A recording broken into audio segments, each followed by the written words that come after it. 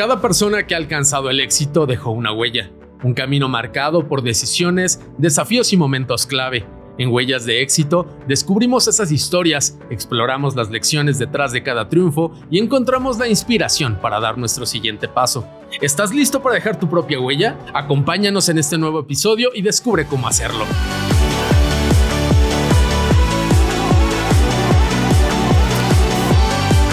Bienvenidos a un episodio más de Huellas de Éxito. Hoy vamos a tener un programa muy especial. Tenemos un invitado literal desde el otro lado del charco. Nos va a platicar sobre su trayectoria emocional, su trayectoria espiritual y su trayectoria por el paso del modelaje y otros asuntos.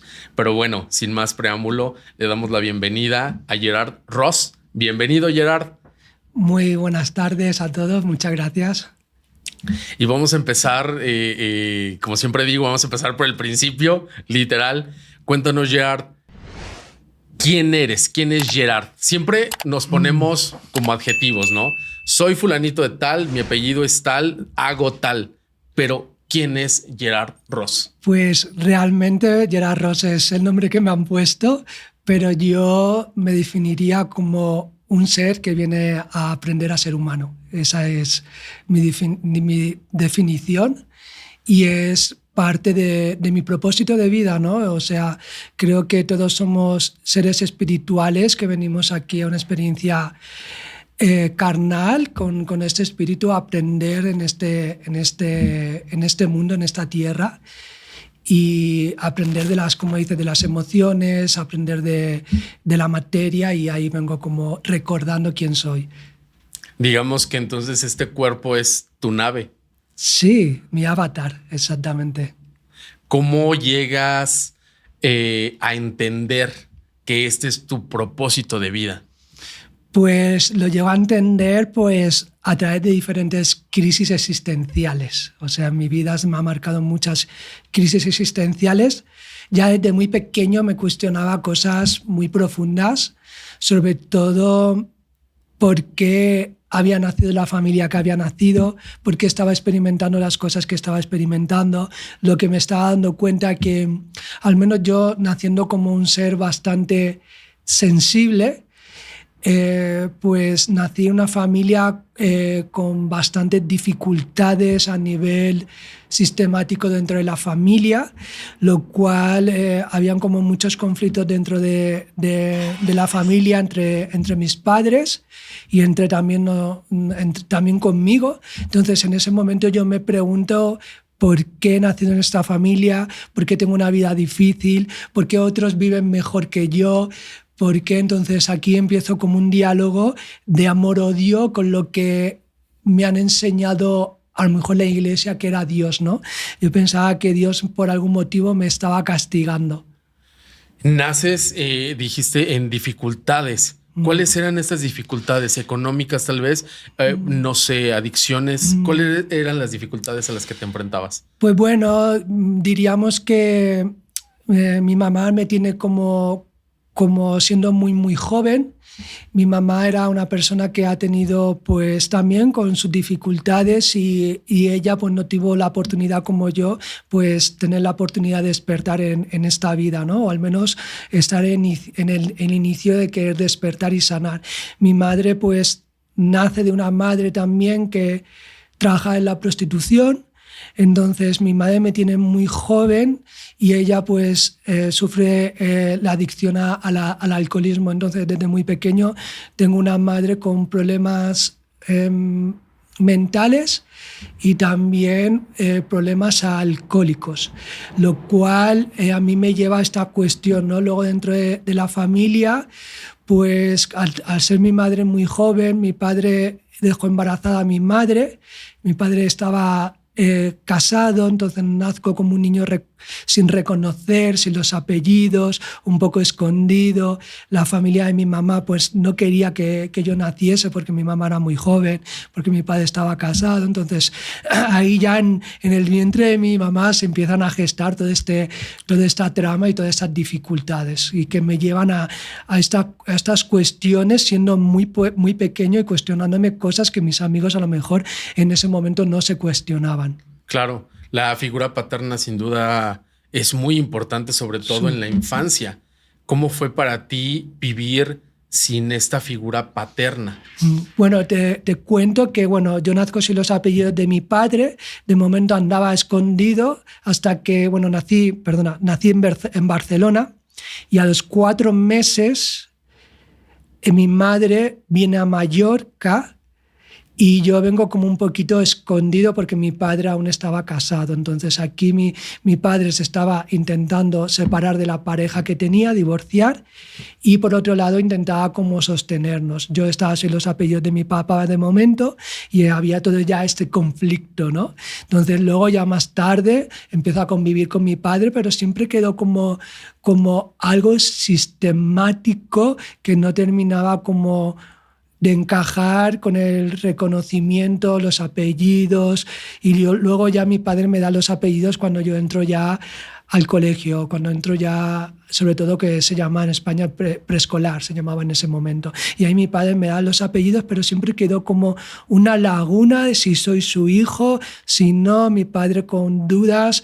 pidiendo pruebas de paternidad, y todo eso crea como todo este conflicto que finalmente es algo perfecto, en verdad. No quiero juzgar a mis padres porque esa es parte de mi lección de vida y de mi aprendizaje. ¿Tenías alguna figura paterna que supliera la presencia de tu padre biológico?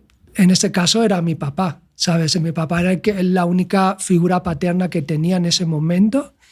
Luego, ya te digo, a lo mejor ya que tenía 2 años ya empezamos a convivir juntos, entonces mi padre estaba allí como figura paterna, pero sí que es verdad que la figura paterna por algún lado como que me faltó un poquito, porque por un lado mi abuelo, el papá de mi mamá, al tenerme tan joven como que le asustaba ser abuelo. Claro. Yo me recuerdo de pequeño de decirle una vez abuelo y reñirme porque por favor no me llames abuelo delante de la gente. Entonces a mí ahí ya me creo también como otro conflicto, ¿no? Sentir vergüenza, sentir un poco de culpa y también pues no sentir el sentirme acogido por la figura paterna. Todo esto, pues claro, me lleva a un camino de autodescubrimiento y autosanación, que es lo que vengo haciendo en mi vida y compartiendo. Estamos hablando que ya son los años 90. En ese tiempo tú ya empiezas a buscar este despertar. Digamos, naces en los 80 más o menos aproximadamente. En el 82, sí. Y en los 90 es cuando empieza tu descubrimiento espiritual, saber quién eres o de dónde vienes. Pues verdaderamente mi sentimiento espiritual nació desde muy pequeño, porque yo desde muy pequeño, pues como te digo, tengo una relación amor-odio con lo que es Dios, pero siempre me quería aferrar a algo y pedir respuestas. Entonces, de alguna manera, pues yo siempre, en comparación de mis hermanos, pues un poquito a escondidas en mi cama cuando me iba a dormir tenía una imagen del Maestro Jesús, de la Madre María, y yo intentaba hablar con el mundo espiritual pidiendo respuestas. A veces me enfadaba y me enojaba porque, claro, la Iglesia por alguna manera pues dijo que somos culpables, que a lo mejor Dios nos castigaba, que demás, hasta que realmente descubro una nueva espiritualidad y hago las paces con Dios, y al darme cuenta quién es Dios, me doy cuenta que Dios soy yo mismo. Entonces ahí empiezo un trabajo de perdón y sanación conmigo mismo, recordando que Dios soy yo mismo y que, bueno, que siempre han habido maestros que nos han recordado ese Dios que llevamos dentro, y entre ellos, pues, Maestro Jesús sería uno, ¿no? Que siempre nos decía decía que no siguiésemos a imagen en la iglesia, sino que conectásemos desde dentro con nuestro propio Dios. Pero entonces eso lo descubriste tú solito. Sí, fue descubriendo, como te digo, cuando me pasaban cosas difíciles, pues yo me enfadaba con Dios, ¿no? Porque no entendía, ¿no? Pensaba que Dios me estaba castigando y era todo lo contrario. Me doy cuenta ahora que soy más mayor que soy afortunado de haber tenido una vida difícil, la cual me ha llevado a un despertar, la cual me ha llevado a cuestionarme y a investigar algo más allá de lo que me habían contado, a profundizar sobre todo, ¿no? Y a descubrir como una sabiduría en conocimiento que está dentro de nosotros. Al vivir, precisamente, hablabas de la espiritualidad y de Jesús y tal, y me imagino que España, así como México, es un país muy católico, y me estás dando estos referentes, ¿no? Pero sin duda, el que tú lo tomaste, y lo estoy citando como bien lo dices, el Maestro Jesús fue una parte esencial en tu vida. Sí, vamos. ¿En qué momento descubres que hay otros maestros? Pues bueno, esto me llega sobre todo, siempre pues tuve como mucha conexión de alguna manera y otra con esa espiritualidad, aunque yo quería siempre encajar en mi familia, en el sistema, entonces había como una espiritualidad que llevaba un poquito en silencio, que a veces me peleaba, que a veces la negaba y que luego a veces de repente volvía irremediablemente, era un sentir que volvía otra vez a conectar con ella. Entonces, en diferentes crisis que tengo en mi vida, pues uno se quiere agarrar a algo más, ¿no? Se da cuenta que todo lo que se ha querido agarrar fuera, materia y demás, pues ya no están llenándoles. Entonces, sobre todo, pues en mi camino se fueron presentando algunas veces algunos maestros, estuve conectando con algún chamán, con algún sanador y viendo que hay algo más allá espiritual que algo que existe, ¿no? Entonces ya, sobre todo, diríamos en el 2010 me hacen la primera terapia de Reiki, siento la conexión con la energía. Siempre hubo en algún momento que otro algunas conexiones con ese campo energético como con ese mundo espiritual. Pero ya te digo, en el 2014 entro en una crisis muy profunda en el cual yo suelto el personaje que tengo porque sentía muy vacío de querer llenarme de cosas externas que no me estaban llenando, entonces me acojo a esa espiritualidad donde yo encuentro esa fuerza, ese poder, esa coherencia y ese conocimiento. Y allí pues en el 2014 empiezo este camino, en 2015 aproximadamente conozco a dos mujeres que fueron como mis maestras, eran mujeres que habían sido habían trabajado, habían sido monjas y la habían echado del convento porque estas mujeres sanaban con la energía. Claro, ahorita me vas a platicar justo de eso, pero regresémonos un poco. ¿De qué entorno venías? Porque bien dices, me dan la primera terapia de Reiki, empiezo a soltar el personaje, empiezo a liberarme. ¿Qué personaje traías? ¿Qué estaba ocurriendo antes de la primera terapia de Reiki? ¿Qué estaba pasando en tu vida? Pues bueno, pues en mi vida estaba pasando, como bien digo, como mi padre por ese motivo no me pudo dar aquellos apellidos, entonces hay una parte de mí que no se sentía del todo reconocida, ¿no? Entonces Gerard intenta buscar reconocimiento fuera y intentar agarrarse a personajes para encajar en la familia y a encajar en el sistema, ¿no? Entonces empiezo a esconder mi parte más sensible, intentar poner esa coraza, intentar llevar personajes en mi vida, ¿no? Y bueno, con 16 años me dedico a trabajar en la joyería, pero ya en el 2004, 2005, 2006 empiezo con el modelaje, empiezo con el trabajar de stripper, empiezo a buscar reconocimiento fuera, ¿no? de un personaje, ¿no? Hasta que me doy cuenta que ese personaje llega un momento que no me puede llenar tampoco. ¿Fue circunstancial tu entrada al modelaje y al medio nocturno? Sí, bueno, el modelaje siempre hubo como un llamado, ¿no?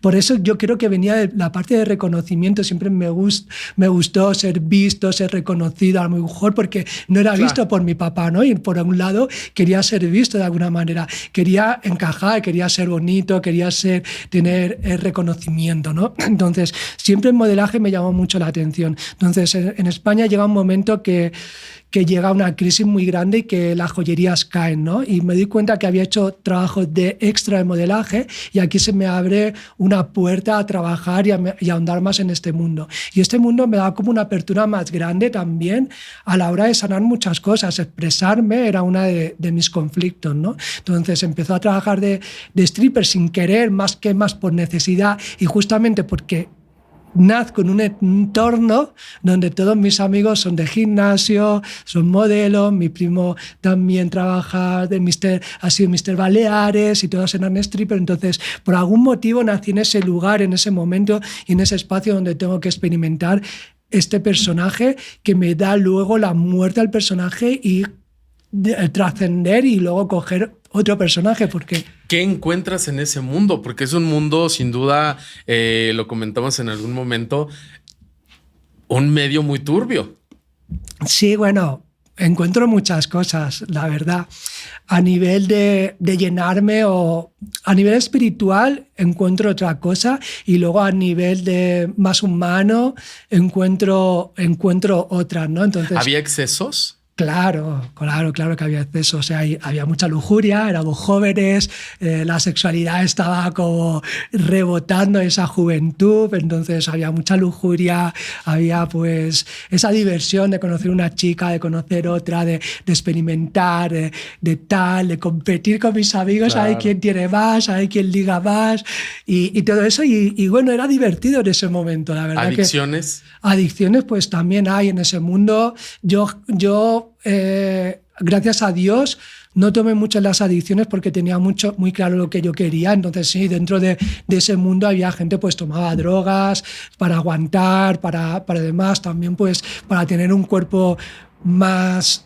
No sé si diría bonito, pero a lo mejor más visto, pues también usaban anabolizantes y todo tipo de cosas un poco que son adictivas, ¿no? ¿Tú llegaste a utilizar algún tipo de sustancias? Drogas no, pero sí que hubo en un momento con el entrenamiento que quise ir un poquito a más y probé un poquito el tema de los anabolizantes. No abusé de ellos, pero sí que los tomé en 2 ocasiones. La verdad que ahora no me siento orgulloso, pero bueno, era parte de eso. Y claro, cuando estás allí, pues esa adicción y esa competencia que me lleva a ese vacío luego, ¿no? De querer competir, de querer cada vez estar más fuerte, más guapo, ser el mejor, pues me lleva a ese personaje a poder nutrirlo de alguna manera, ¿no? En este mundo también se da mucho, como bien lo dijiste, lujuria, placer, sexo, excesos. Incluso hasta se puede hablar de prostitución.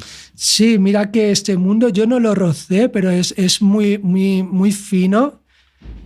El que yo era muy profesional y siempre lo he sido, ¿no? Entonces me gusta mucho guardar el respeto, y yo hacía un personaje, hacía algo profesional, entonces hacía un espectáculos. Pero luego dentro de este límite, este velo, pues había gente que ya sabría más, ¿no? Entonces ya se vendía por sexo, ya también pues entraba más en lujurias más profundas, de querer acostarse con las que se casaban. Yo siempre he tenido como unos principios y unos valores muy éticos, y nunca me ha gustado llegar a ese punto, ni me gusta pues acostarme con la pareja de nadie, porque no me gusta que se acuesten con mi pareja. Entonces siempre, dentro de todo, siempre he tenido unos valores y unos principios como muy éticos, y he sido de esta parte muy profesional. ¿Pero si hubo propuestas en algún momento? Por supuesto, un montón de propuestas, y sobre todo ya de la parte masculina. De la masculina he tenido como ofertas de mucho dinero por llegar a eso, pero bueno, mi orientación sexual siempre ha sido heterosexual, y nunca me ha gustado como venderme por algo que no es, ¿no? Que no lo siento. Me gustaba mucho el espectáculo, me gustaba dar algo bueno a la gente, hacerla divertir, me gustaba pues exhibirme en ese momento, pero no he llegado a esos puntos. Y no llegaste a esos puntos, pero buscabas llenar algunos vacíos, como bien lo dijiste, totalmente, ¿no? Llenar esos vacíos de ser visto, a lo mejor de ser admirado, los aplausos. Los aplausos. ¿Pero eso te llenó o al final descubriste que claro, hace falta algo? Claro, eso son cosas efímeras que te van llenando en el momento, pero el vacío siempre está allí. Entonces uno pues quiere más sexo, quiere estar más fuerte, Llega un momento que lo tienes todo, que tenía ya todo, en verdad tenía la vida envidiable de cualquier hombre, ¿no? Porque tenía mi casa, tenía la mujer que quería, tenía mi coche, tenía mi moto, tenía dinero, entonces tenía todo, pero realmente había un vacío dentro de mí que no lo podía llenar con nada material ni nada físico. Entonces ahí es cuando realmente llega esa gran crisis, ¿no? Y en esa gran crisis, ahora sí llegan estas 3 mujeres. Sí, en esa gran crisis ya lo que me pasa, lo que se nombra, o lo que mucha gente a lo mejor habrá escuchado, la noche oscura del alma. Okay. Donde uno está muriendo, ¿no? Está muriendo en todos los sentidos, a nivel álmico, a nivel espiritual, nada tiene sentido, piensas que todo se acaba, te sientes muy solo y atraviesas esa noche oscura del alma donde entra la luz y entra ese despertar y llega esa transformación. Y ahí es donde conozco a estas mujeres, donde conecto con ese mundo espiritual y descubro que no hay nada exterior que me pueda llenar, sino que yo mismo. Comprendiendo que todo lo que he vivido es perfecto y que me lleva al punto donde yo estaba. No me arrepiento de nada de lo que he vivido, no me arrepiento de haber sido stripper, porque gracias a ser stripper, hoy puedo hacer lo que hago. Hoy puedo llevar ceremonias grupales y exponerme al grupo y sin ninguna vergüenza. He tenido que desnudar mi cuerpo para ahora poder desnudar mi alma. Claro. O sea, no hay una cosa sin la otra. Claro. O sea, y me he encontrado además con muchos sanadores que realmente vienen de un lugar auténtico como este, de atravesar sus propias oscuridades. Conozco muchos que han estado también, que han sido prostitutos, que han sido... uno de mis maestros me lo comentó, fue prostituto. Claro. El hombre, y es un fenómeno, tiene una conciencia y tiene un poder de sanación. Para mí es un ejemplo a seguir también, ¿no? Pero él estuvo en esa oscuridad. Entonces creo que un buen sanador tiene que saber lo que es esa oscuridad, salir de allí y poder decir, bueno, yo he estado aquí, sé lo que es esto y yo te puedo acompañar por este camino que yo he andado. Yo creo que eso es realmente lo más auténtico. Claro, tocar fondo, descubrir o más bien, confrontarte con tu sombra y llegar a un momento en poder equilibrar o darte cuenta que puedes convivir tanto con tu luz como con tu sombra, pero en perfecto equilibrio. Claro. Estas tres mujeres, estas tres monjas... Eran dos, sí. Estas dos monjas, ¿crees que pudieron haberte ayudado a descubrir tu luz? ¿Con ellas qué encontraste? Bueno, con ellas, pues cuando voy a sus cursos y me empiezan a hablar del mundo espiritual más allá de ese mundo, de esa religión o de esa iglesia, me abren una percepción mucho más grande, donde me hablan de diferentes herramientas que hay, como el sonido, como la metafísica, como los ángeles, como los maestros, un mundo muy abierto, y me comenta que nosotros somos seres físicos con un alma, pero que tenemos un equipo de seres que son nuestros guías, que están en el mundo espiritual y que tú puedes conectar con ellos. Claro. Ellas venían de alguna, ¿cómo se llama?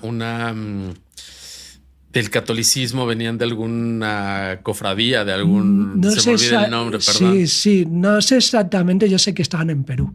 Ellos estaban en Perú y estaban allí en la iglesia, no sé qué, porque también me pierdo a veces porque hay muchas ramas en la iglesia, pero no sé exactamente de dónde venían. Pero ellas seguían profesando la religión católica. Bueno, ya se abrieron, o sea, sí, la tenían, o sea, tenían muy presente a los arquetipos de la Virgen, tenían muy la Virgen, por ejemplo, Jesús, los ángeles, pero ya se abrían más, ¿no? Entonces ya no te hablaba del arcángel Miguel, que reconoce la iglesia, el arcángel Gabriel y Rafael, sino ya te hablaba de la metafísica de los 7 arcángeles, ¿no? Donde tenían más ramas y se abrían su conciencia a muchas más herramientas o más filosofías, de alguna manera, ¿no? Entonces estaban mucho más abiertas que a lo mejor una religión en este tiempo, que están como más encajado, ¿no? Más limitado, no sé si sería limitado, pero sí con una filosofía más cerrada, ¿no? Claro, y me imagino que en esta época que hablen de metafísico, que se aperturaran a estas cuestiones, vendría a sumar más que a restar. Pero imaginémonos que estas mujeres hubieran expuesto este conocimiento cuando estaba la Inquisición, las queman. Total, o sea, las echaron de la iglesia por sanar. Okay. Ellas eran sanadoras, venían personas allí a pedir su sanación y les prohibieron hacer eso. Entonces, sin querer, venían gente y lo hacían a escondidas porque veían personas que lo estaban necesitando.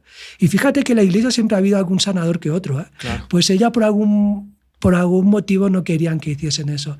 Entonces llegaba un momento que las echaron, ¿sabes? Porque irremediablemente pues ellas pues sentían esa vocación y querían servir y ayudar, y llegó un momento que dejaron los votos y se dedicaron plenamente al camino de la sanación. Claro, y como bien lo decimos, ¿no? Tanto había la luz como la sombra. ¿En ellas también pudiste haber encontrado tanto luz como sombra? Sí, como en todos lados, siempre hay esa parte. Creo que todos tenemos nuestra luz y nuestras sombras, tenemos nuestros demonios internos y nuestras entidades. Pienso que hasta los maestros ascendidos, como llamamos hoy en día, tenían su parte también oscura. Se habla de Jesús cuando enfrentó los demonios en el desierto y luego tuvo esa iluminación. Se habla de Buda cuando transformó su último demonio y fue la luz. Pero sin embargo, yo me he hecho esa propuesta porque aquí se acaba como una manera de juzgar a los demás, ¿no? Claro. Yo llego a un momento que pensé, bueno, esta oscuridad que yo estoy viendo en los demás, ¿en quién están? Porque si yo la estoy viendo es porque también está en mí. Claro. ¿No? Y ahí entra el perdón y la parte de juzgar a los demás. Cada uno tiene sus partes de sombras y sus partes de oscuridades como las tengo yo. Y ahí viene esa compasión, ¿no? Y no entrar en ese bucle de juicios, donde ya entra luego toda esa cosa tan antigua, magia negra, brujerías, malos pensamientos, malos de ojo, críticas y juicios. Tenemos que cortar todo esto para poder trascender a un nuevo estado de conciencia. Por eso tampoco quiero como entrar mucho. Ellas tienen su parte de luz, tienen su parte de sombra, perfectas para que yo pudiese hacer mi trabajo y ver mis propias sombras también. ¿Y en tus propias sombras te enfrentaste a algún tipo de estas entidades o brujerías? Sí, me he enfrentado a mucho tipo de brujería, me he enfrentado a entidades, he conectado con muchos seres de otros planos, sobre todo al principio, cuando ya despierto y empiezo a percibir con los demás sentidos y a conectar, me doy cuenta y enfrento muchas entidades, muchos demonios, muchos trabajos de magia negra, y a día de hoy pues aún sigo como trabajando. A veces entro en procesos también de oscuridad, donde tengo conflictos con otras personas, donde hay malos pensamientos, donde hay esos juicios, donde uno se engancha, donde también se mueven, se densifican, se cuelan también seres y ahí interactúan. Tienes pensamientos repetitivos, negativos, tienes emociones, tienes sensaciones, y ahí tienes que enfrentar esos propios demonios o esas propias entidades. ¿Y cómo las enfrentas? ¿O cómo te sanas? ¿O cómo te proteges? Yo siempre digo que no te puedes proteger de nada, porque ¿de qué te vas a proteger si todo eres tú mismo? Solamente te estás protegiendo de ti mismo. Entonces yo he aprendido a tomar responsabilidad y llamarlo de alguna manera protección. Es como una herramienta que yo uso para trascender toda esta oscuridad y para enfrentar estas energías ignorantes o de baja frecuencia o densas. Y es a través de un decreto que utilizaba algunos maestros, entre ellos el Maestro Jesús.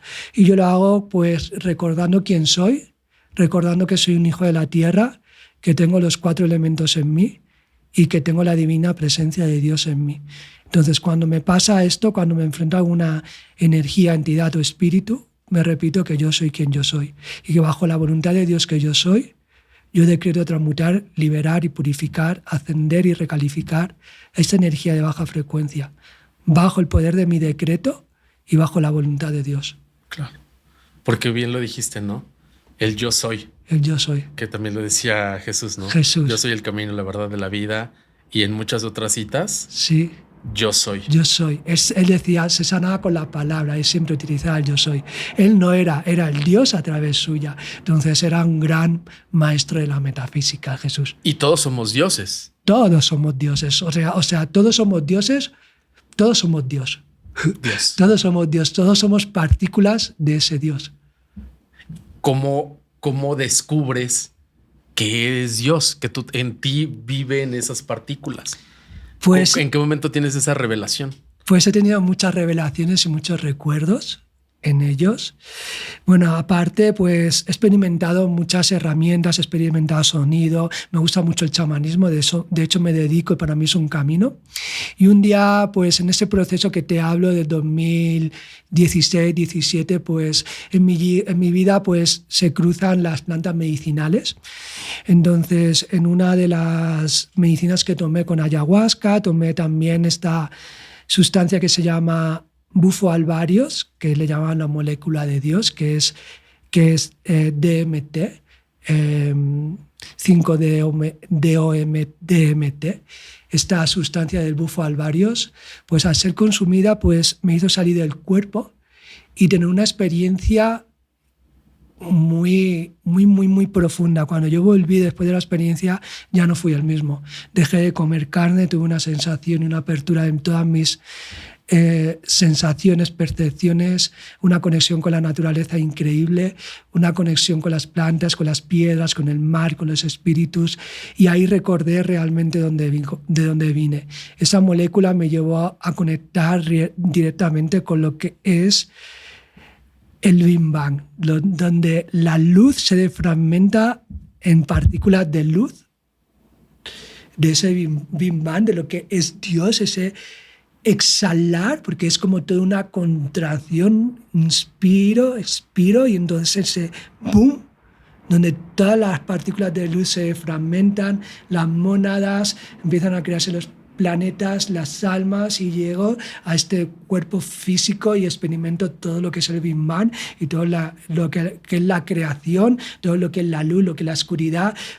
Caigo en una espiral como pasando todas mis vidas, viendo todos los personajes hasta recordar, hasta llegar y encarnar de nuevo aquí y despertar y decir, oh, ya lo sé. Sí. ¿Dónde lo viviste? ¿Dónde probaste esa medicina? Pues la probé en Barcelona. Wow. Sí, todo como muy sincronizado, muy alineado. Me vino los mensajes, o sea, no lo busqué, sino creo que la medicina me buscó a mí. Claro, creo que al final de cuentas ese tipo de medicinas o ese tipo de despertar espiritual llega no se busca. Sí, o sea, hay gente que lo busca. Sí, claro, pero a veces hay que tener mucho cuidado, incluso con las plantas maestras, porque si tú no lo haces en el momento adecuado, de la manera adecuada, con la responsabilidad, con la persona adecuada, puede también acarrearte problemas. Entonces hay que hacerlo en un momento que realmente esté alineado con esa voluntad divina, ¿no? Y a mí me llegó esto, pero esta experiencia se puede tener hoy en día con un trabajo de respiración, con una sesión de sonido. De hecho, ya he tenido con el sonido, con los cantos, muchas veces de nuevo vuelo. Yo te cuento de esta porque fue la más profunda y más fuerte, pero en muchas ocasiones que olvido que soy todo eso, que caigo en la ilusoria dualidad, que caigo en esa tercera dimensión, en los conflictos no resueltos y demás. A veces de nuevo me llega un suspiro, un momento de inspiración donde digo, wow, lo vuelvo a recordar. Claro. Lo vuelvo a recordar. Y también estabas en este momento de iluminación, al descubrirte de alguna manera después de tomar la medicina. ¿Qué pasaba? Porque lo cuentas y digamos, ya se le resolvió la vida después de venir en conflicto, una infancia difícil, los excesos de la adolescencia. No, ya se iluminó, ya alcanzó el nivel pleno del ser humano. Es muy curioso. ¿Qué más pasó ahí? Es muy curioso porque el ego se creyó eso. Digo, ya lo sabes todo, ya estás iluminado, pero no. Es el inicio. Ahora empieza el trabajo bueno, ¿sabes? Claro. Ahora ya has visto esto, ahora ya puedes ver tus cosas no resueltas y ahora sabiendo esto tienes que tomar responsabilidad. Y ahora es cuando viene el trabajo verdadero, claro. El trabajo que también hay que poner todos los días. O sea, fue un caos porque realmente, como tú dices, mi ego en ese momento no estaba preparado para toda esa información y ya me vine arriba, me pensaba que ya estaba iluminado y la vida me dio un par de hostias, me puso en el lugar y volví otra vez a mi humildad y el camino pues es eterno. La vida te va poniendo dificultades dificultades y dificultades, y no es la primera vez que he caído en una crisis existencial. He tenido muchas más. Sigo enfrentando dificultades en mi vida, pero siempre están esas herramientas, siempre está aquello que recordé, siempre puedo volver a recordar. Y lo que sí que me doy cuenta que sigue las dificultades, sigue las cosas por resolver, pero tengo herramientas, tengo ese conocimiento que me han dado esas plantas, esas sustancias, esos trabajos, esas conexiones, pero que luego viene el trabajo de verdad. Sabes que ya no estoy iluminado, aunque yo crea. Ahora empieza el camino hacia lo que es la iluminación, pero es un camino arduo. Y empieza el trabajo verdadero. Más luz tienes, más conciencia, más responsabilidad tienes y más trabajo tienes que hacer. Y más al día. Entonces yo todos los días pues hago mis meditaciones, todos los días intento cada vez mejorarme. O sea, para nada estoy iluminado. Claro. ¿Sabes? Para nada estoy iluminado, porque si estuviese iluminado no estaría aquí, estaría con el Maestro Jesús. Y si estoy aquí es porque soy un igual, ¿no? Y porque también estoy aquí para acompañar a otros. De decir, bueno, te entiendo perfectamente y el despertar pues viene, pero el despertar no es ya se ha resuelto, he tocado un botón mágico, no. Es darte cuenta de todo lo que tienes que trabajar y es cuando realmente empieza el trabajo. Y este trabajo que ya tienes tú procesado personalmente, también me imagino que buscaste en algún momento difundirlo, ¿no? Que sí. Más personas fueran parte de. Sí. ¿Empezaste ese camino en España, en Barcelona? ¿Cuáles fueron como los primeros pasos que diste o las primeras huellas de éxito que diste para empezar a juntar personas, o más bien no juntar, sino a difundir este tipo de trabajo espiritual?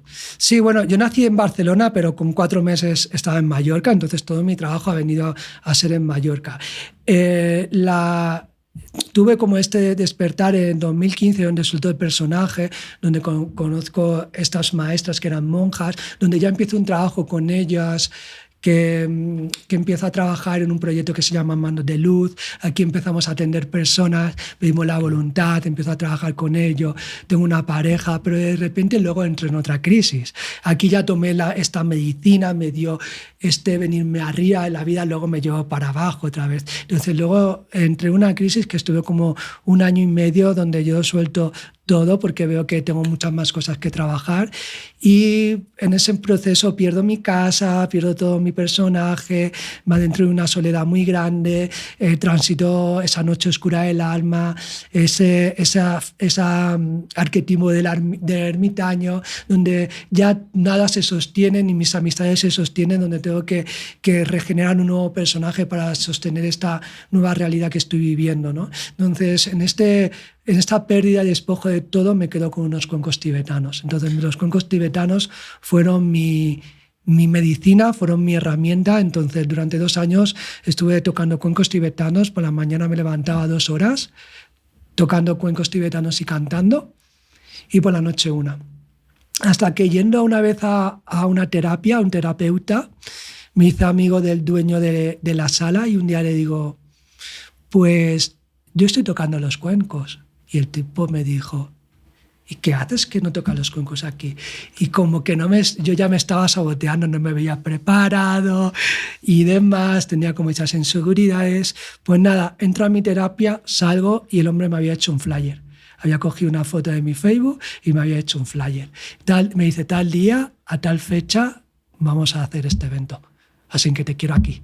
Pues fue a hacer ese evento, y hasta que me fui de Mallorca y estoy aquí, no he parado de hacer sonido. Fue hacer esa semana, y luego cada semana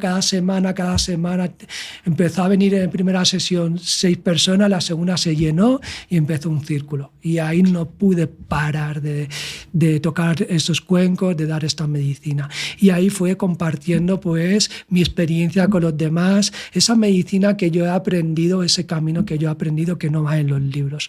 Tomé un curso, pero muy light, porque creo que la mayor conocimiento y sabiduría es nuestra propia experiencia. Claro.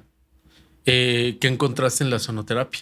Porque sé que no nada más son cuencos, también es el tambor, también son otros instrumentos. Encontré todo. Encontré una sabiduría ancestral, un lenguaje, una armonía, una sanación.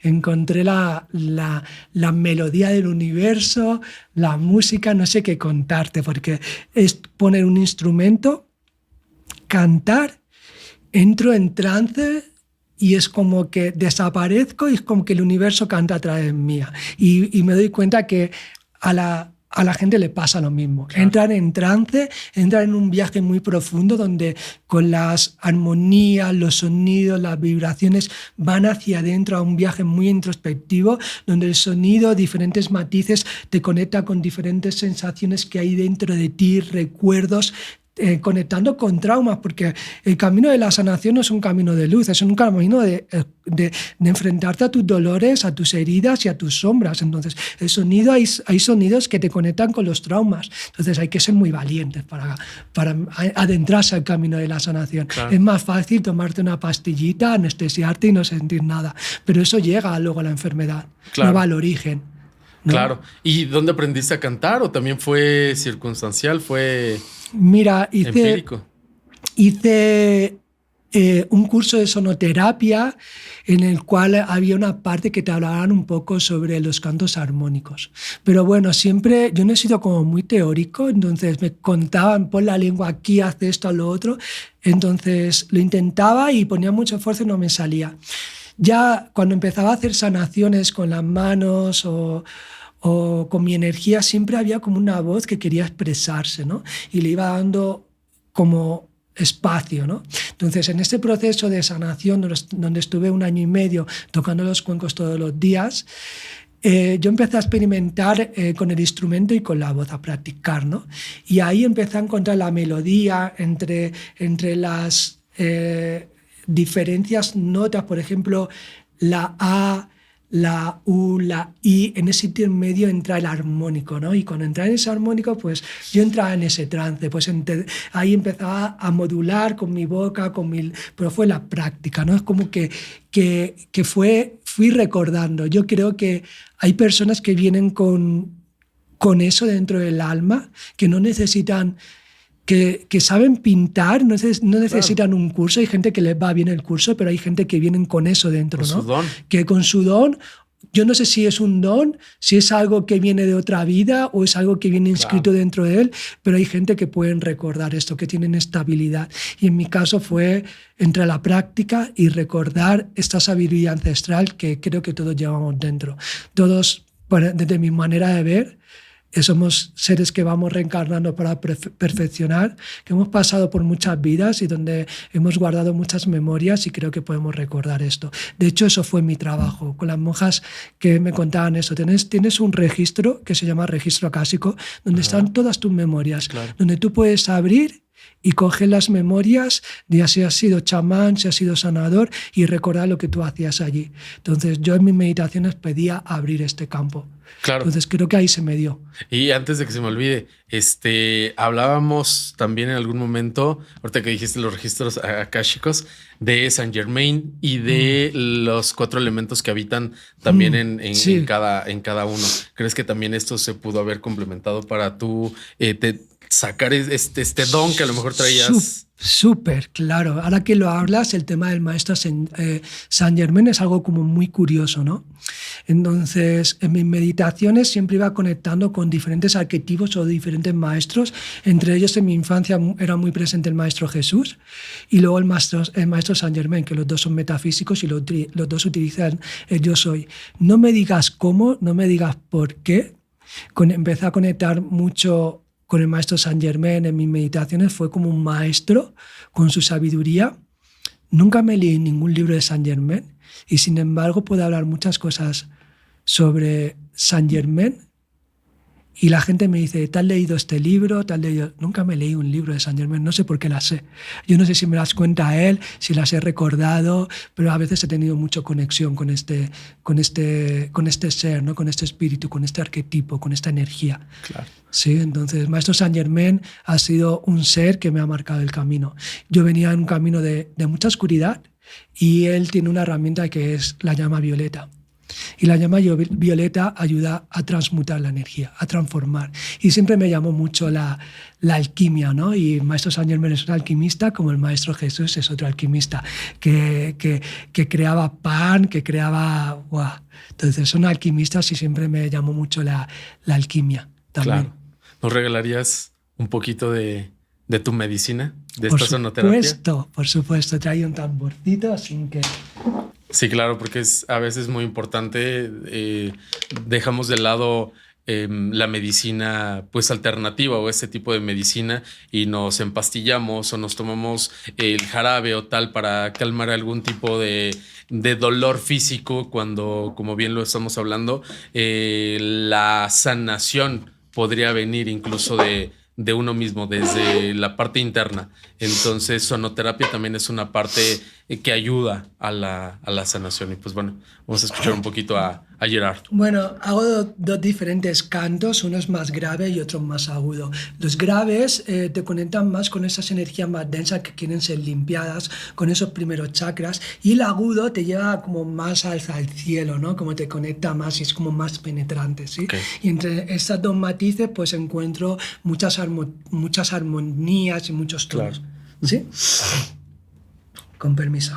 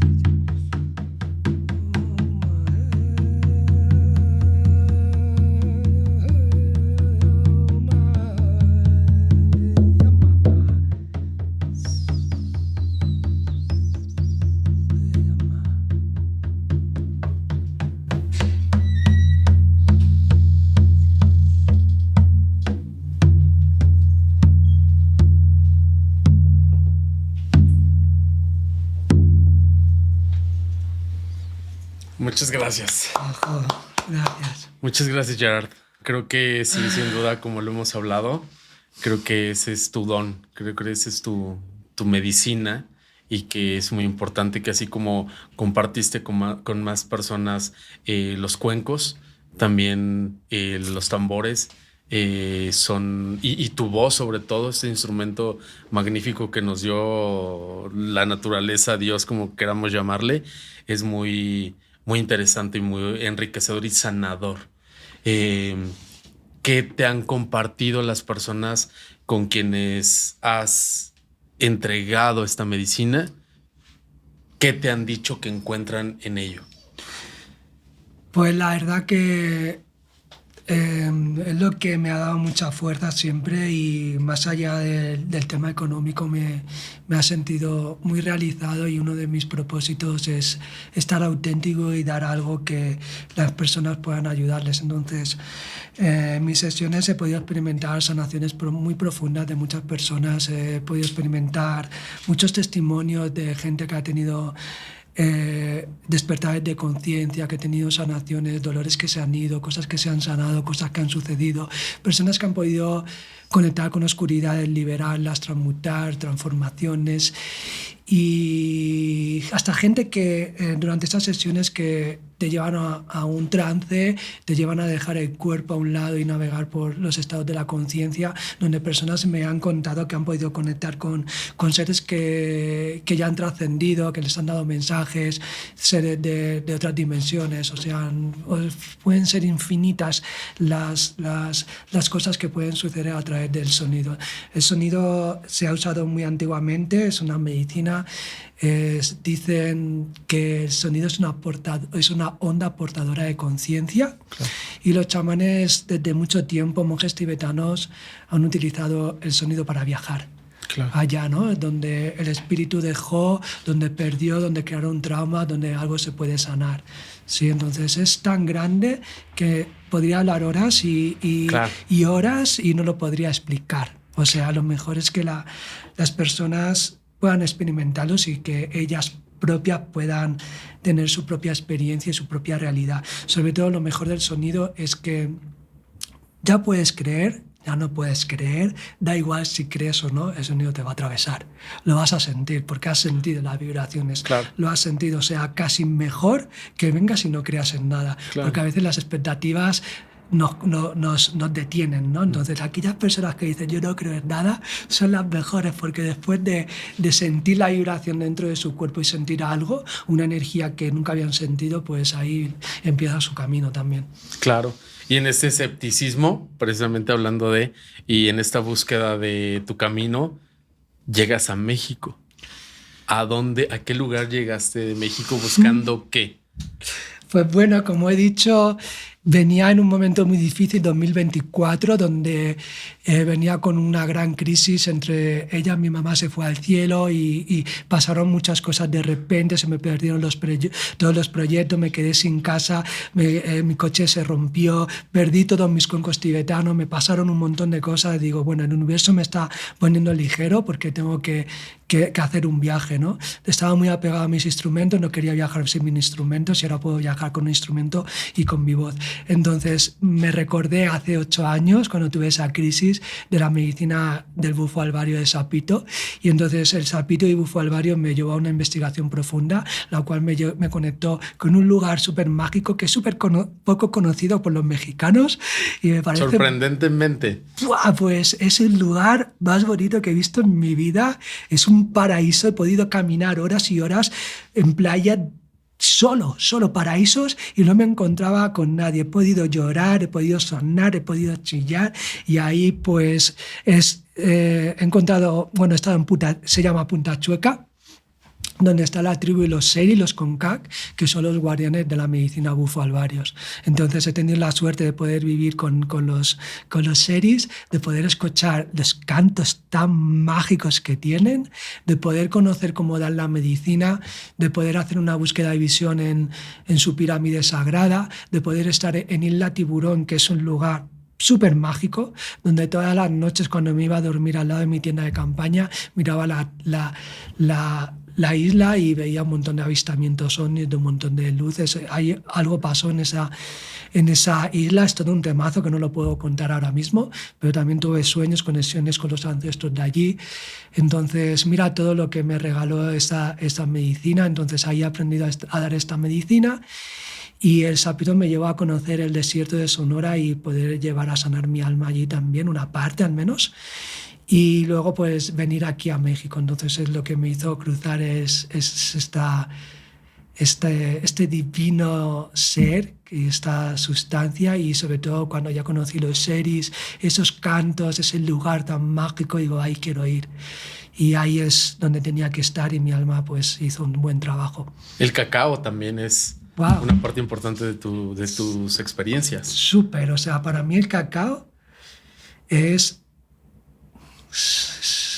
bendito cacao, no sé tampoco qué palabras ponerle porque es lo más grande, ¿no? Y aquí en México pues tenéis mucho de este cacao.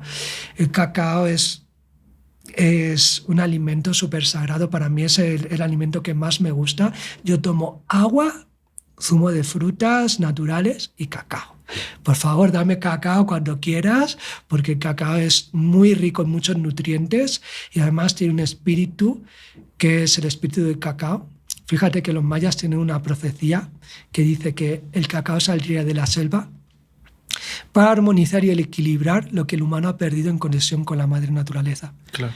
Y no es antes ni después, es ahora que al menos el cacao cruzó a Europa y llegó a Mallorca y puede hacer muchas ceremonias donde la gente se pudo sentar en círculo alrededor del fuego. Me he encontrado personas que nunca en su vida habían estado en círculo en un fuego, que eso ya fue medicina, y eso todo ha sido gracias al espíritu del cacao. Entonces el cacao es un mundo muy grande, sobre todo este cacao originario, este cacao ceremonial. Todo el cacao que viene de Nestlé, todo esto es un cacao prostituido que ha perdido el espíritu. Estamos hablando de un cacao auténtico, cuidado con ese propósito que tienen los cultivadores y los indígenas del lugar, donde ya le cantan al cacao, donde saben que es una medicina y saben que te lo vas a tomar y quieren que el cacao esté con su espíritu puro.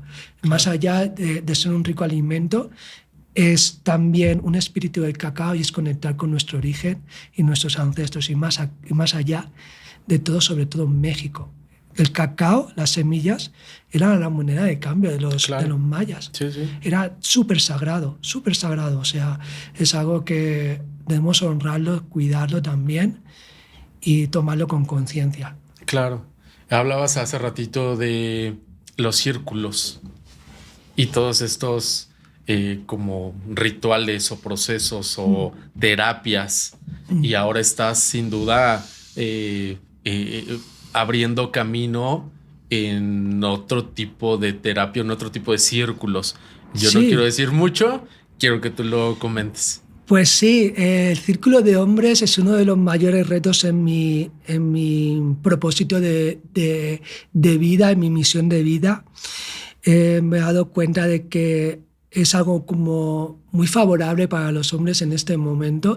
Es una herramienta ancestral que ya antiguamente se hacían, los chamanes hacían, entonces es una cosa que tenemos que recuperar, esos grupos de círculos donde el hombre puede hablar de sus problemas, puedan resolverlos en ese lugar y no tenerlos que llevarlo a la pareja, a la familia, al trabajo, a las relaciones, juntarse entre hombres, porque es mejor que los hombres de poder entenderse. Cuando uno se abre a expresar sus problemas, se da cuenta que todos los hombres tienen el mismo problema. Claro. Más o menos, casi todos tenemos las mismas cuestiones, los mismos problemas, estamos repitiendo las mismas cosas, y saber que ya no estás solo, saber que tienes un campo de percepción de miles de puntos de vista de otras personas, te abre la conciencia, sentirte protegido, sostenido, el poder llorar, abrirte la vulnerabilidad, sacar tus emociones, tus dolores, es algo tan poderoso que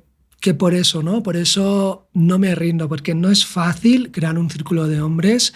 Es el reto más grande. Montar un círculo de cacao, súper, vienen todas las mujeres, pero el círculo de hombres, a veces muchos de ellos tengo que cancelarlo porque no viene nadie.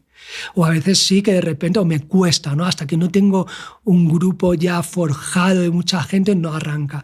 Pero me frustraba mucho porque los principios en Mallorca, los 5 primeros no venían. Digo, yo no me rindo. Yo me tengo que formar, yo tengo que leer, yo tengo que mejorarme, yo tengo que crear ese campo magnético para que los hombres podamos reunirnos en círculos, porque además yo soy el primero que me beneficio de eso. O sea, yo sé el poder que tiene un círculo de hombres, cómo me siento, cómo me sienta, cómo me vuelvo más magnético, cómo me vuelvo más seguro, cómo me vuelvo un hombre más tranquilo, más en calma, ¿sabes? Entonces da mucho ¿Qué es, para aterrizarlo un poquito, que nos vaya entendiendo la gente que nos está viendo, que nos está escuchando, qué es un círculo de hombres? Un círculo de hombres es un lugar donde los hombres se encuentran y, bueno, normalmente la dinámica más conocida es el círculo de palabra. Pero dentro del círculo de palabra luego hay diferentes dinámicas que puedes sumar, ¿no?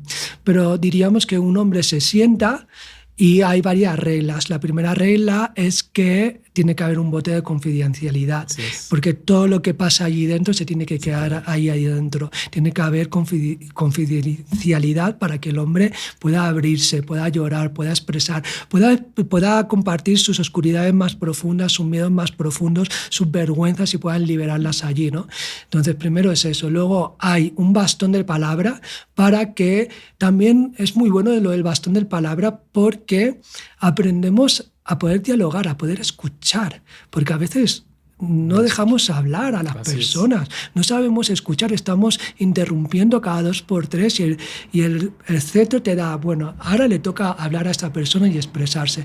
Y hay un tema en común que hay muchos, por ejemplo, podríamos hablar de la sexualidad, del dinero, del trabajo, de la relación con el padre, ¿no? Y hay un tema que nos está afectando en común y sale ese tema. Y cada uno expresa su verdad de ese lugar, sus sentimientos, su manera de que ha podido superar esto. Entonces te das cuenta los diferentes puntos de vista. Entonces, entre lo que dice uno, lo que dice el otro, te vas abriendo la percepción, empiezan a resonar, empiezan a salir heridas, se empiezan a liberar cosas guardadas, empiezan a salir emociones y ella empieza todo el proceso. Y es un proceso muy personal, ¿no? Claro, y es un lugar sin juicio. Sin juicio. Claro, sin juicio, sin crítica, donde se fomenta la empatía, la compasión y ponerse en el lugar de esa persona, porque cada uno tenemos nuestras miserias dentro, claro, y nuestras cosas. Y luego te das cuenta, es eso, ¿sabes? Es que entras en resonancia, es que dices, ese juicio no puedo juzgarlo porque me resuena, ¿no? Entonces, de hecho hay esto, ¿no? Cuando esto, aquí estoy resonando, esto me está pasando a mí, y ahí empieza a moverse también esa persona. A veces una se explica y el otro está llorando. Pues somos espejos. Somos espejos y como bien lo dices, las mujeres lo tienen más fácil, ¿no? A nosotros como hombres siempre se nos dice, y no llores, y el azul es de niños y el rosa de niñas, y tienes que ser el proveedor, y tienes que ser fuerte, y tienes, ¿no? Y entonces las mujeres tienen un tanto más fácil esta apertura de sentimientos, pero cuando te enfrentas, o más bien cuando conectas con otros hombres en estos círculos donde no hay jerarquías y te empiezas a espejear con el otro y eso también me pasa, y pensé que nada más me pasaba a mí, porque como no lo expreso, creo que nada más me pasa a mí, y al darte cuenta que le pasa al otro y al otro y al otro y al otro, y que traemos como una historia de vida similar a lo mejor, es cuando empiezas a sanar, ¿no? Y empiezas a liberar. Por eso mismo es tan importante, ¿no? La agresividad del hombre es debido a sostener esa parte de no vulnerabilidad, de querer estar rígido. Entonces uno está sosteniendo un montón de problemas, un montón de conflictos, intentando guardar la imagen de ser fuerte. Entonces eso le lleva al hombre que hay veces que llega en estado de crisis y llega por algún lado, tiene que salir y sale en modo de agresividad. Entonces por eso es tan importante venir a los círculos de hombres, porque ahí uno se libera esa carga, ¿no? de poder darse cuenta que la vulnerabilidad no es una debilidad, es un superpoder. Así ¿sabes? Es. O sea, tú estar vulnerable y liberar todas esas emociones lo que te hace es tener más paz, más madurez y más seguridad en ti mismo. Y por otro lado, si tú reprimes tus emociones, aunque quieras parecer que estás bien, la emoción está dentro y estás fingiendo una emoción y un dolor que tienes dentro y que no estás expresando. Y esa emoción y ese dolor acaba manifestándose en una enfermedad. Claro. Entonces, ¿quién es más débil? El que sostiene y quiere estar fuerte y está enfermando. Entonces yo creo que la enfermedad es una debilidad. O el hombre que tiene el valor y el coraje de llorar mirando a alguien y decir, bueno, yo estoy llorando y listo. Y también es debido a que el hombre tiene que ir a la guerra, no puede demostrar debilidad. Y luego también diríamos que esa parte introspectiva y de sanación es una parte como muy femenina. Claro. Y hay como ese rechazo también a esa parte femenina. Es que eres gay, que eres raza, que estás llorando. Entre los propios hombres hay un montón de bullying antiguo de demás. O sea, imagínate, hay que romper todos esos paradigmas. Y sobre todo en México. No sé si en España hayas encontrado un tanto como de resistencia, pero en México sigue habiendo mucha resistencia, sobre todo en esta sociedad machista, de mostrar esa vulnerabilidad y sobre todo frente a otro hombre. Fíjate que no es por decir ni mejor ni peor, pero en España llevamos como más tiempo trabajando esto. Y imagínate que en España incluso el tema religioso está cayendo, o sea, las iglesias están vacías. Aquí de momento están llenas. La suerte que tiene México es que la iglesia nos ha cargado tanto sus culturas. En Europa ha limpiado todo, ¿sabes? Aquí al menos conserváis aún vestigios de vuestro conocimiento antiguo y eso es muy bueno. Pero en España como que parece que va un poco por delante en este sentido, pero no por ser bueno ni malo. ¿No? También fue la primera en limpiarse y tiene sus partes negativas, diríamos, de alguna manera. Aquí hoy he guardado eso. Entonces me he dado cuenta que, por una parte, el hombre ya está como menos machista, un poquito menos. Y por otra parte, también los humanos de allí, los seres, las personas, están yendo menos a la iglesia. Claro. Las iglesias están muy vacías. De momento aquí lo que he observado es que están más llenas. Pero llegará eso porque venimos a esa nueva espiritualidad que os he contado, que viene de dentro. Claro. De recordar que yo soy Dios. Claro. Y que yo si me enfado con Dios, me estoy enfadando conmigo mismo. Claro. ¿Sabes? ¿Para quién es el círculo de hombres? ¿Quién se puede acercar? Pues todos, por favor, todo tipo de hombres, porque la diversidad nos da una mayor calidad de visiones, ¿no? Entonces, gente de todas las culturas, de todas las religiones, de todas las edades. Bueno, se recomienda que no vengan menos de 16, 18, que sean ya a partir de los 18, puede haber alguna excepción, pero se recomiendan que ya sean pues hombres. Y que sean de todas las culturas, de todas las diversidades, sexualidades, porque cada uno tiene una verdad, tiene un punto de vista, tiene un conflicto, tiene una manera de resolverlo. Entonces me parece que todos son súper bienvenidos y necesarios. Claro. ¿Qué sigue para ti? ¿Cómo te ves en los siguientes meses?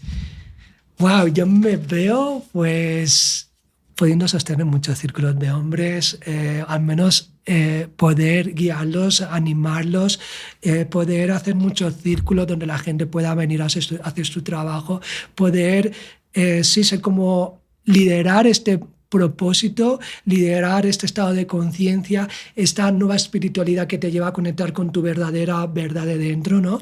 Crear espacios donde la gente pueda venir a conectar con el espíritu de Cacá, a conectar con la sabiduría antigua, con la sabiduría ancestral, a recordar el poder que tiene dentro, a recordar su sabiduría, a encontrar herramientas. Pues me veo creando muchos movimientos donde la gente pueda sentir la tribu, sentir que también estos que están despertando, que se sienten solos como yo al principio, que se den cuenta que no están tan solos, que hay muchos locos, que bendita locura, que todo lo cura, y hay gente que está rompiendo todos estos paradigmas y abriéndose a esta nueva realidad y a esa espiritualidad, al camino de la sanación y la conciencia. Entonces me veo haciendo eso, ¿no? Reuniendo mucha gente hay muchos espacios y muchos círculos, sean de lo que sea, compartiendo muchas herramientas para que la gente pues pueda experimentar esa sanación, compartir todo lo que a mí me ha ayudado, sobre todo. ¿Qué le dirías si tuvieras enfrente aquí a Gerard de 10 años? ¿Qué le dirías? Oh, wow, ¿qué le diría? La verdad es que lo que le diría es que le diría que enhorabuena, la verdad. Le diría que enhorabuena porque en ese momento como me sentía como muy culpable. Entonces le diría enhorabuena, campeón, enhorabuena por todo lo que vienes transitando, enhorabuena por el valor que has tenido y el coraje que has tenido de enfrentar tus heridas, tus sombras, de haber rompido todo paradigma, de haber salido y romper con muchas amistades. He sido también como, he perdido mi casa, he sido expulsado del clan familiar por decir mi verdad, pero diría enhorabuena por tener el valor de romper los paradigmas, de querer cambiar el tránsito de mis ancestros, de querer sanar a mis ancestros, de querer hacer constelaciones, de querer tocar esas heridas que mis ancestros no han podido tocar, de querer investigar, o sea, te haría enhorabuena por elegir la familia que has elegido, por elegir el lugar que le has elegido y la experiencia de vida que has elegido. Enhorabuena y le daría un abrazo muy grande, porque en ese momento pues que andaba perdido, que no entendía nada, que me sentía culpable, que me sentía solo, entonces le diría enhorabuena. Muy bien. Gracias. ¿Dónde te pueden encontrar? ¿Dónde puede encontrar la gente tus medicinas, tus talleres, tus cursos? Sí, me pueden encontrar en las redes sociales. En Facebook estoy como Gerard Ros. Gerard Ros escribe Gerardo pero sin la O y Ros R-O-S. Y mi proyecto se llama Energy Chamani, ¿no? Porque esa energía chamánica es la que siempre me ha llamado. Diríamos ese conocimiento chamánico. Yo siempre digo que no me considero un chamán, pero tampoco quiero dejar de serlo. Creo que el espíritu chamánico es algo que está aquí para nosotros y es algo que también estamos dentro y que todos tenemos un chamán dentro y tenemos esa energía chamánica dentro y ese conocimiento antiguo. Por eso quise llamar Energy Chamani mi proyecto. Claro.